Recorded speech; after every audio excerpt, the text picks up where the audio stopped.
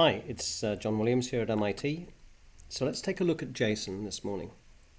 So JSON is used to represent data. So this is a typical table, for example. So we've got 3 rows of data here. And obviously the first row is about Fred, and the second row is about Anne, and the third row is about Mary. Now, for us humans, there's some structure here that we can immediately see. But if we have these numbers or these strings in a computer program, it's not so easy for the computer program to see this structure. So let's take a look at the next slide here. And this is, again, is a slide typical, say, of an Excel spreadsheet. And now we've got a little bit of structure. We see that we've got column headings. So now we know that Fred is a name, and we know that those numbers 3, 15, and 1 are departments. And then the other numbers are room numbers. So in some ways now we've got a description of the data. And if I transfer this table to you, you can make sense of the data because you know what each column represents. Now there's other ways of representing this data as well. One is by using name-value pairs, and in this case each piece of data is kind of self-describing. So the name at the front tells you what the data is after the colon. We know that fred@gmail.com is an email, and we know that 3 is a department.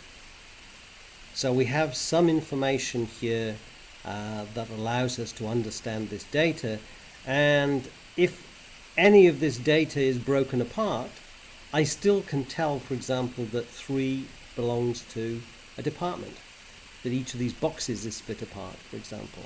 Now here's one way of representing it, and what I've done instead of the table, I've used some curly brackets here for each contact. So I've wrapped up Fred as a contact with starting with a curly bracket and ending with a curly bracket. And then, so if we call that a contact, then in the next row we have a second contact and then a third contact. And I put commas after the curly brackets to separate out these. Now, in JavaScript we call these objects. The curly bracket tells the computer, hey, this is an object. And I'm putting square brackets here because I've got a list. And in fact, this is called an array. And so here now I've got contacts equals an array of objects. And if I have these in a JavaScript computer program, then I can interpret them. Now, this is basically JSON. This is exactly how JSON represents things. Now, the same data can be represented different ways. So for example, I might take advantage of this structure in where I say that the first array contains the headings, the column headings, and then it's followed by the actual data. This would be a very compact form, but it would require that you knew that the first array was the column headings.